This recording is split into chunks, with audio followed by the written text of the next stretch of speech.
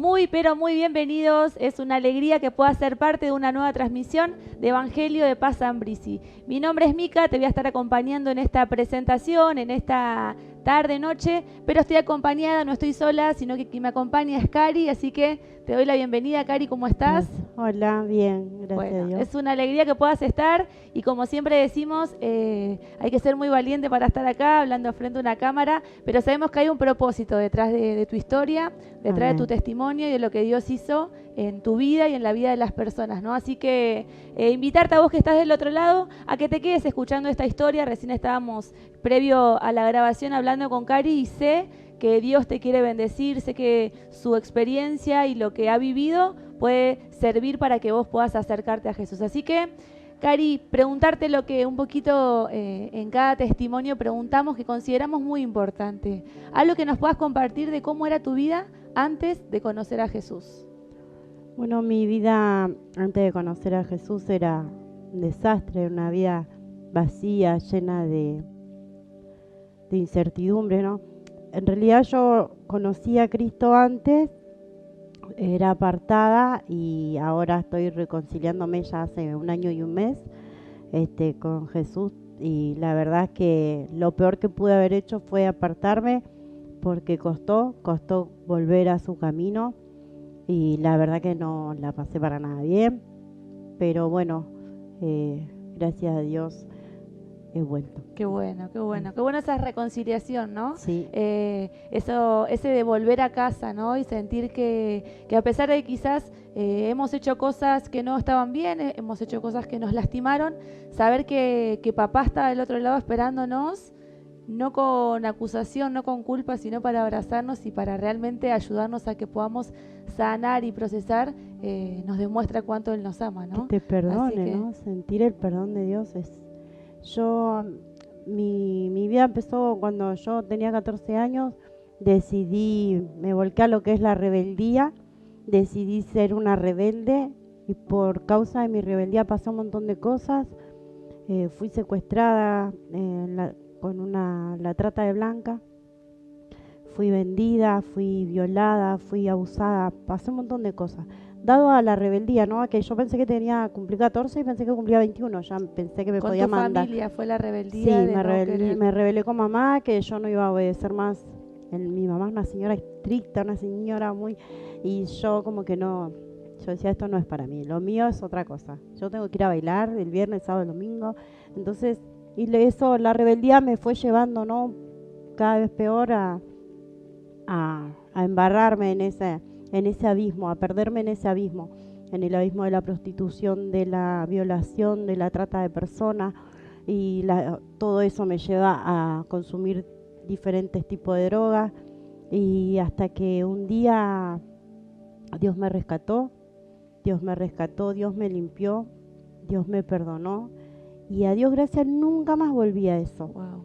Pero mal yo... Si querés, si no, algo de ese rescate que fue a través de una persona que te habló, sentiste vos en tu interior que ya tu vida necesitaba un cambio. ¿Cómo fue ese momento que vos dijiste algo tiene que cambiar o cambió tu vida? Sí, mi papá y mi tía ellos me hablaban de un Dios de amor, de un Dios de misericordia, de un Dios que todo lo podía, y yo decía, ya está, o sea, el daño ya está hecho, yo pensaba, ¿no? Que no, ya estaba todo perdido. Y ellos me decían, no, que Dios me iba a sanar, que Dios me iba a limpiar. Y bueno, Y así decidí, fue. así fue, conocer a Dios fue maravilloso, y cometí el gravísimo error de apartarme. Estuve 12 años apartada, y en esos 12 años, si bien, gracias a Dios, nunca más volví a pasar todo el calvario que había Claro. pasado antes, sí he pasado circunstancias, he pasado un montón de situaciones. eh, Me junté, después yo intentaba, ¿no? Porque yo intentaba con mis fuerzas, intentaba salir adelante, intentaba formar una familia, intentaba ser normal, como decimos, ¿no? Ser normal, decía, y intenté formar una familia, y si bien la formé hace casi 7 años, porque 6 años y pico que estoy con mi marido, la verdad que no nos iba para nada bien. yo tengo una hija de ahora 20 años y era como que una familia en que no encastraba, mi marido, mi hija no aceptaba a mi esposo. Digo esposo porque, claro, en el nombre de Jesús que me caso en febrero. Obviamente, más vale que se sobreentiende y así va a ser. Y entonces era como una guerra continua de celos de mi hija para con él, de él para con mi hija, él que no quería trabajar porque es un muchacho mucho más joven que yo, mi marido tiene 25 años y era como una guerra, era horrible. Vivir en esa, estar ahí, yo estaba en el medio porque, o sea, yo tenía que tratar de conciliar ahí con tu hija y con tu marido. Trataba de mantener, era imposible, siempre había discusiones, siempre mi marido terminaba yéndose, él agarraba un bolso y se iba a su casa. Después, bueno, empezamos traté de sobrellevar la situación y mi marido era alcohólico, él tomaba todos los fines de semana, él arrancaba el viernes y terminaba el domingo o el lunes. Entonces, nuestra salida era los fines de semana, ya sabía que llegaba el viernes, claro. Y yo tenía una dureza en mi estómago, que yo ya sabía que íbamos a ir a la casa de mi suegro, porque mi suegro también era alcohólico, y que de ahí no nos íbamos claro. A mover hasta... Y la incertidumbre de que a veces mi suegro es de River, mi marido es de Boca. No, producto de eso que podía llegar a pasar, una pelea, una discusión en la casa, afuera, en un accidente, ¿no? La mente, viste que... Un montón de cosas, así que nos ha tocado venirnos, yo con el bebé chiquitito y mi marido borracho, venirnos de la casa de mi suegro hasta mi casa. Nosotros vivimos en Rodríguez, mi suegro vive en el Merlo, y venir viajando de madrugada porque se habían desconocido, claro. Alcoholizados, se desconocían y era, así que, y la gracia de Dios me alcanzó nuevamente en un día del niño, andábamos paseando por ahí por el barrio y caminando con mi hijo, habíamos llevado una canchita porque económicamente estábamos mal, mi marido no tenía trabajo, así que no había para sacarlo claro. En ningún lado. Pero, ¿cómo es no? Porque mi marido tenía una lata. Porque ellos, viste, en el mundo del alcohólico no... Claro. El alcohol no le falta, pero bueno. La cuestión es que había una fiestita del Día del Niño de la Iglesia Evangelio de Paz. Y pasó... Mi hijo quería un pancho de ahí, un regalito. Y le digo, bueno, andá. Yo lo esperaba enfrente con mi marido y dijimos, andá. Y él fue... Y le dio vergüenza y volvió. Me dice, vamos. Bueno, vamos. Y nos íbamos yendo y la hermana Maribel, ella nos alcanzó con un panchito y un regalito para mi hijo y ahí ella nos habló a mi marido y a mí. Yo decía, por dentro mi marido la debe estar queriendo mandar a pasear. Y bueno, nos terminó de invitar a la iglesia, nos dijo que era en la casa de Vero y Oscar. Nos dio la dirección, nos dio el teléfono de Analía, la hermana Analía. Y que bueno, es en Pico Rojo, donde está funcionando una obra, ¿no? Que está ahí con varias personas, está funcionando como una sede de lo que es Evangelio de Paz Ambricia, así que ese es el contexto del tema de Oscar y Vero, que son los anfitriones de la casa, y Analía y Hugo, que están llevando adelante la obra. Así que esa invitación, y digo, qué importante que es, ¿no? Hago esta pequeña acotación de que no nos cansemos de dar esas buenas noticias, de ser parte de esos eventos, de quizás una atención que tuvieron para con la vida de tu hijo, o un saludo hizo que vos puedas llegar a esta reconciliación con Dios. La verdad que, bueno, después mi marido me dice, podríamos ir, ¿no? Y yo dije, bueno, sí, claro, porque yo conocía a Dios, sabía que Dios es bueno. Entonces le digo, sí, claro que sí. Bueno, el viernes vamos, me dijo. Bueno, pasó, el viernes él no llegó tarde de trabajar. Y me acuerdo que habíamos empezado la reunión casera, nos empezaron a visitar en casa y en la primera reunión, viste, te preguntan si querés pedir petición de oración por alguna cosa. Y yo pedí trabajo para mi marido, él también pidió trabajo. Y vos sabés que desde ese día mi marido nunca más se quedó sin trabajo. Nunca más. Él pidió el martes y él el miércoles lo llamaron para trabajar. Y desde ese día mi marido nunca más se quedó sin trabajo, a Dios gracias. Y todavía está trabajando.